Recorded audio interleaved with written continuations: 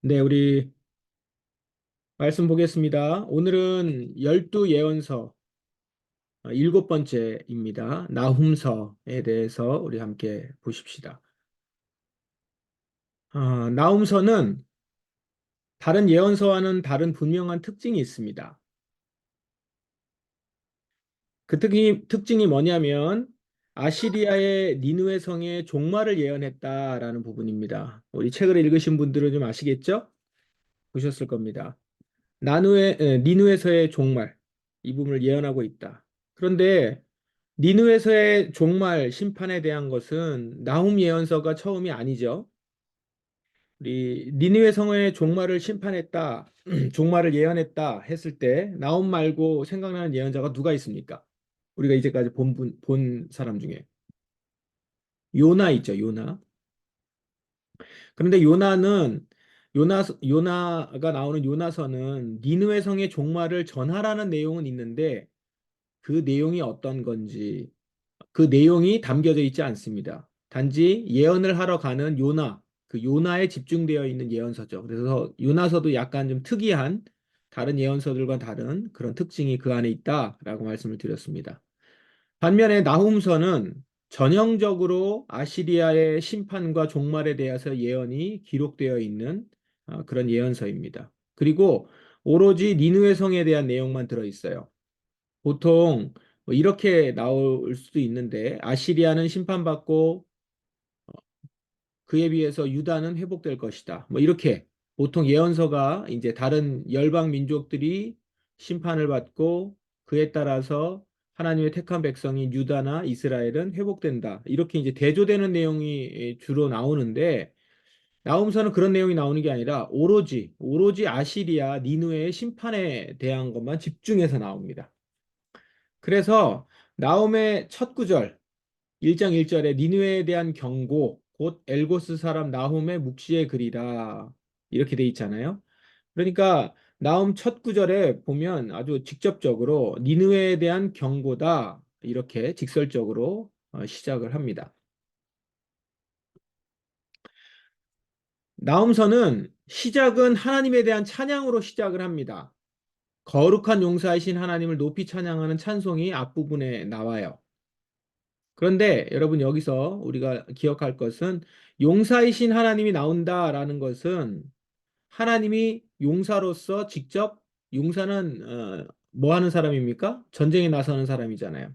그러니까 하나님이 직접 전쟁에 나서시겠다는 것이죠.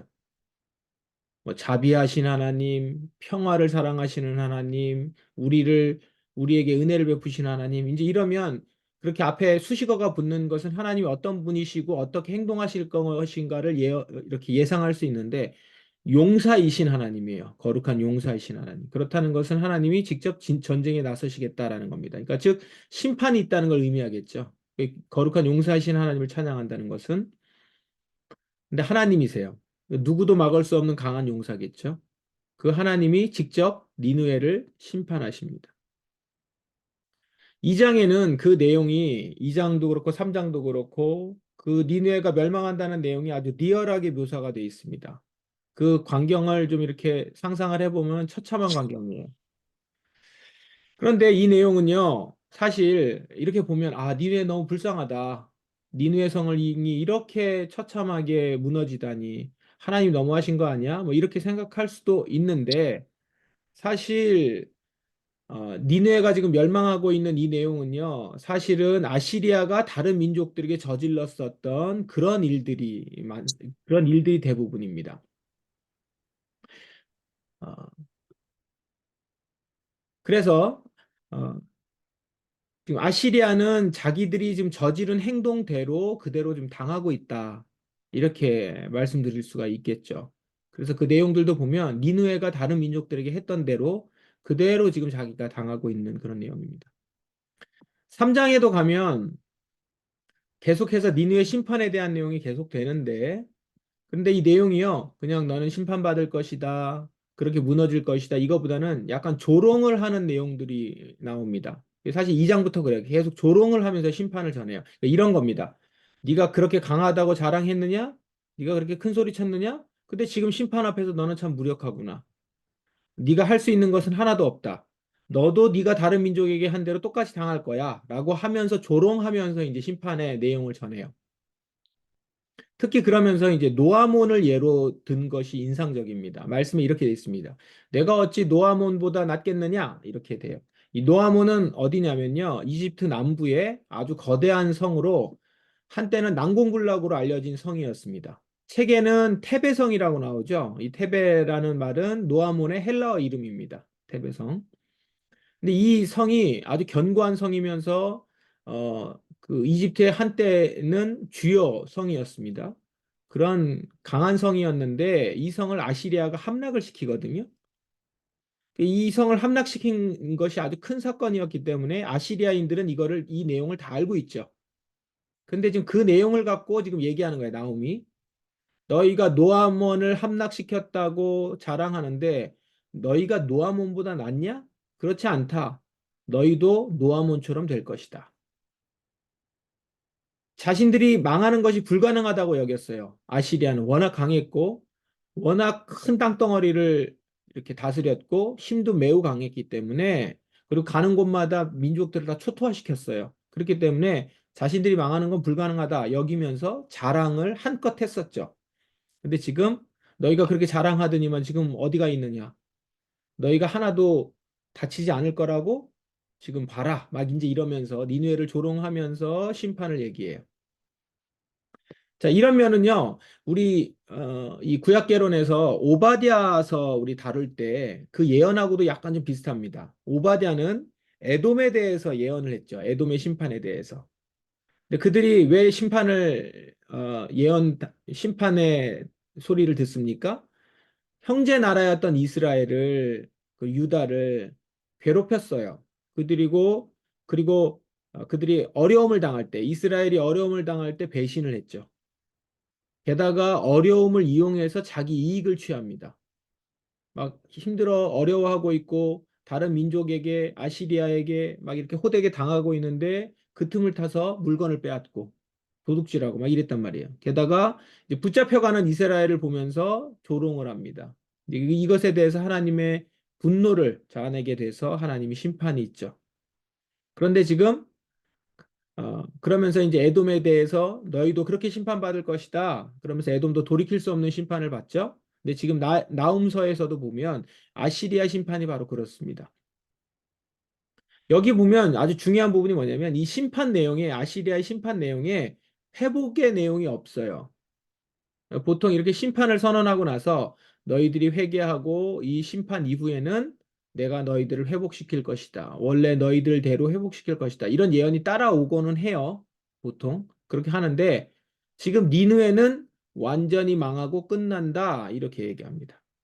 그러니까 참으로 무서운 말씀이 아닐 수 없죠.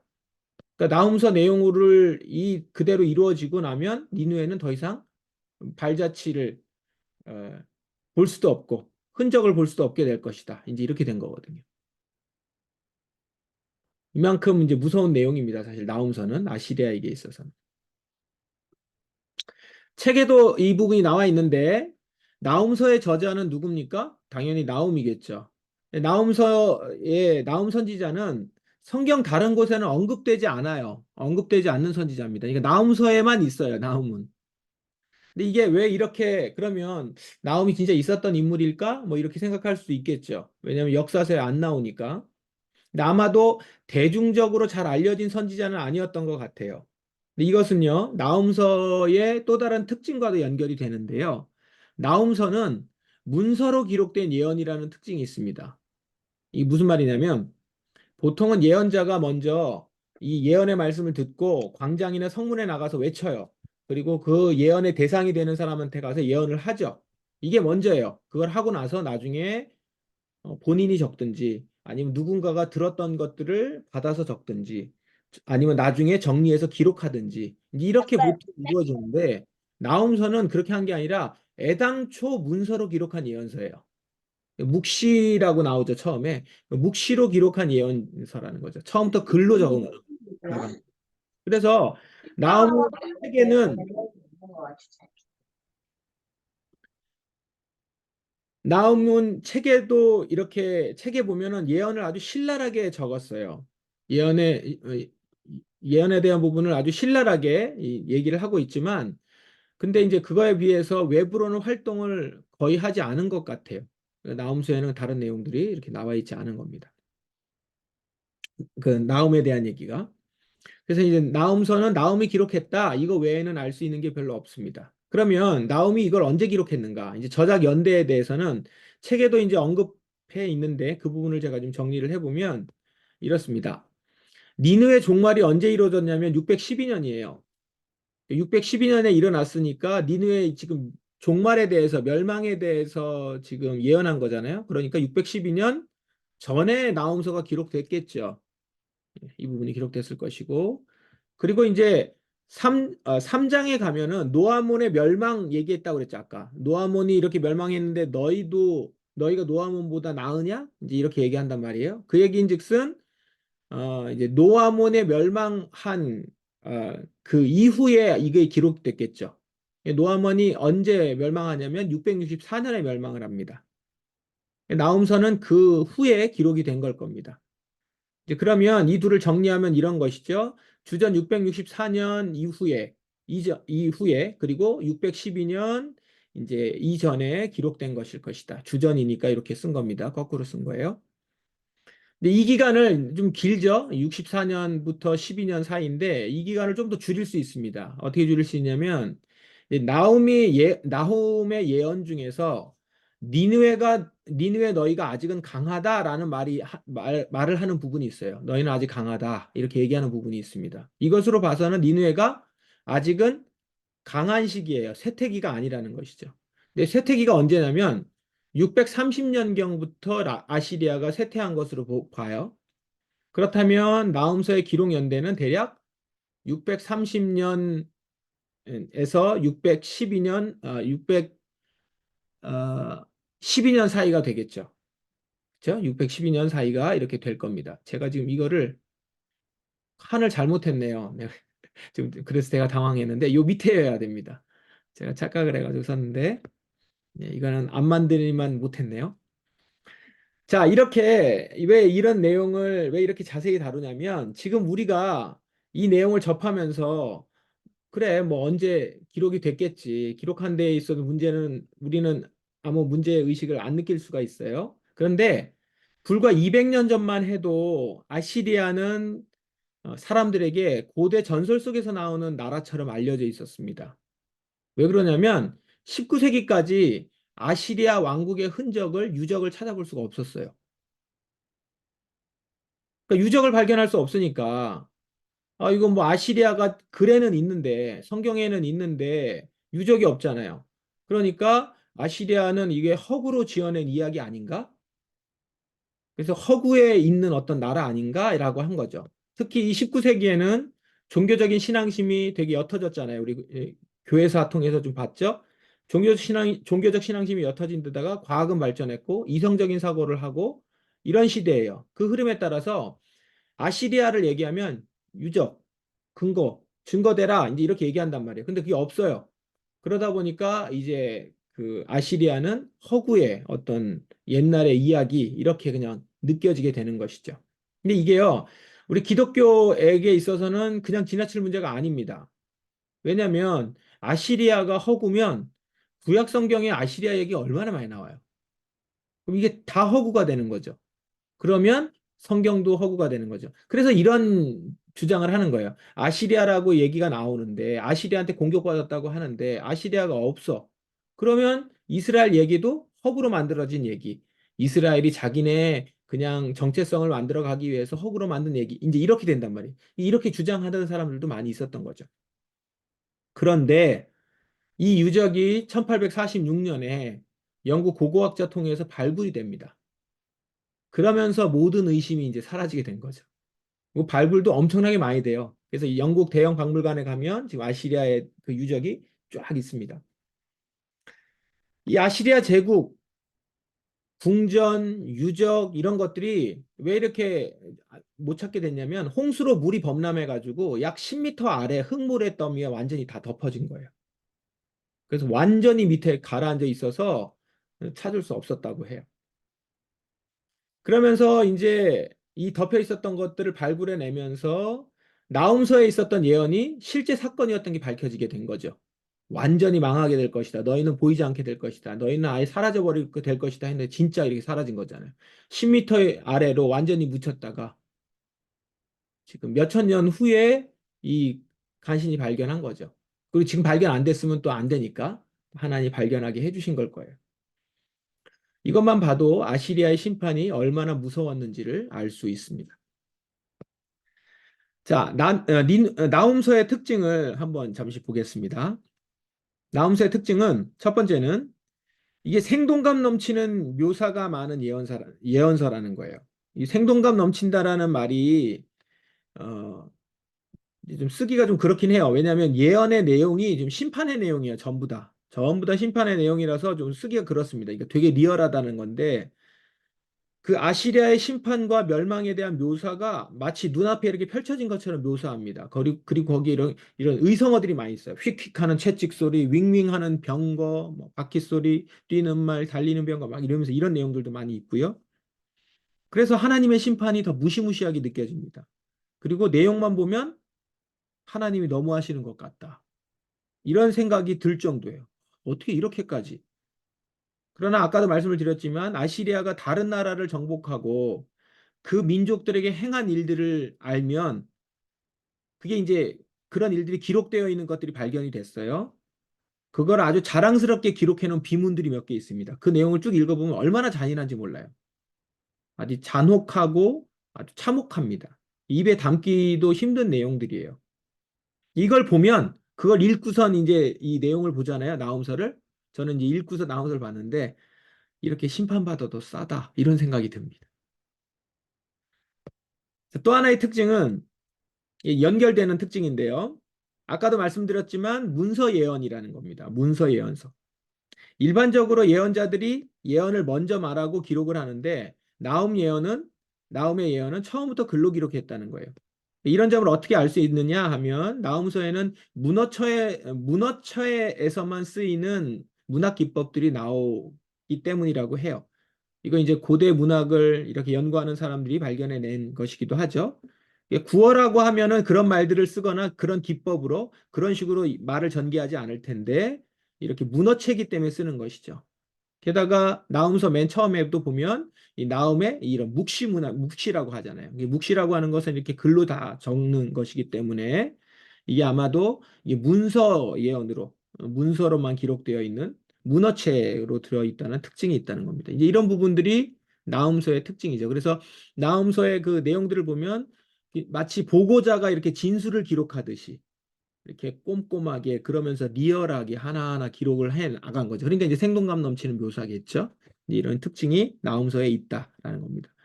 아직 나훔서를 읽지 못하신 분들은 이런 특징들을 기억하시면서 한번 읽어보세요. 그럼 더 많이 잘 와닿을 것 같습니다. 마지막으로 나훔서와 복음입니다.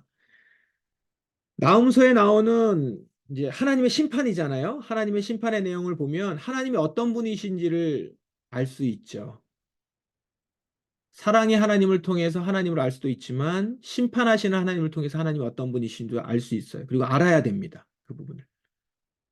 나훔서에서 그리는 하나님은 거룩한 용사이신 하나님이에요.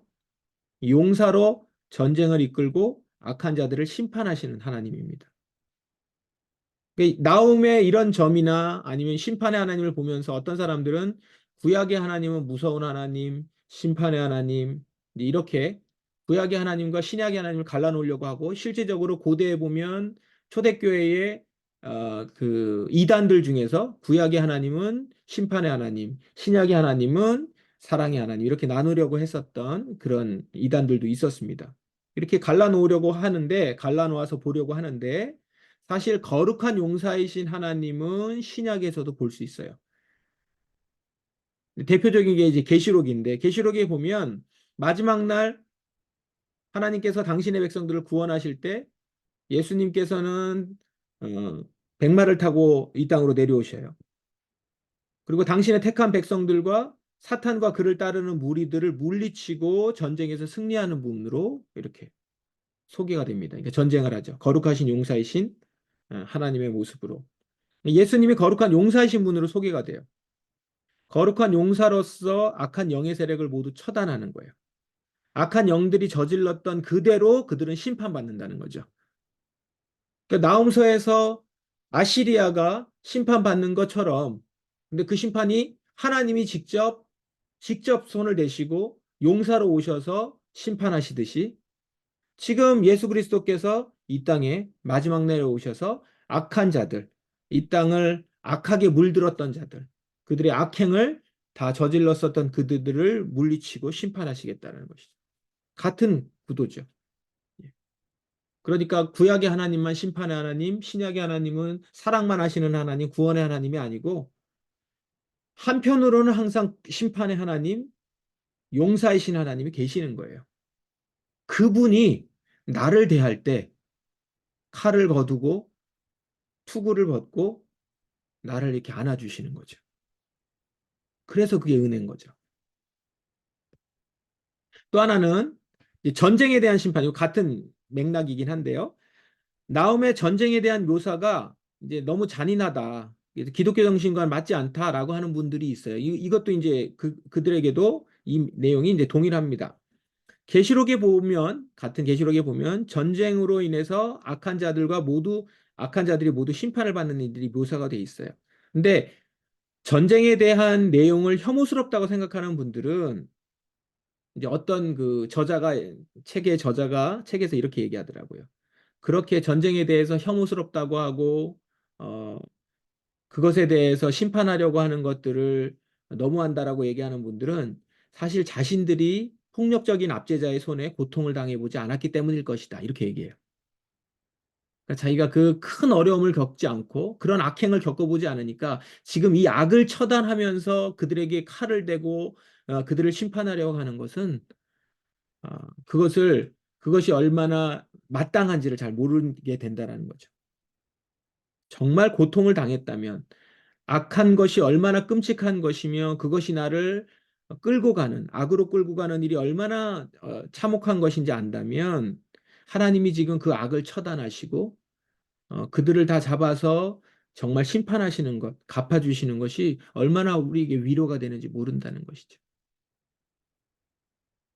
그러면서 이것은 동시에 아시리아의 내용을 보면 아시리아가 행한 대로 악행을 저지른 대로 그들이 당하는 거예요.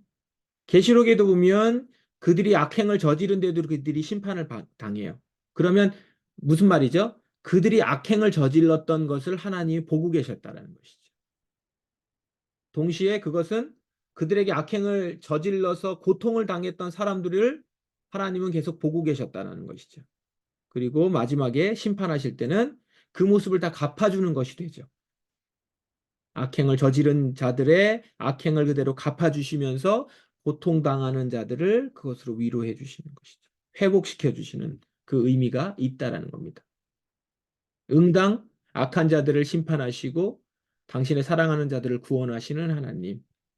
그것이 단지 이스라엘 백성, 유다 백성에게만 해당되는 것이 아니라 온 민족들, 열방의 하나님께서 이 온 세계를 다스리시는 분이시라는 그런 어, 우주적인 하나님, 세계적인 하나님을 우리가 이 예언서를 통해서 볼 수 있는 겁니다. 자, 이렇게 보면 나훔서와 신약의 복음이 연속선상에 있다라는 것, 우리가 그것을 알 수 있겠습니다. 자, 여기까지 오늘 나훔에 대해서 함께 나눴습니다.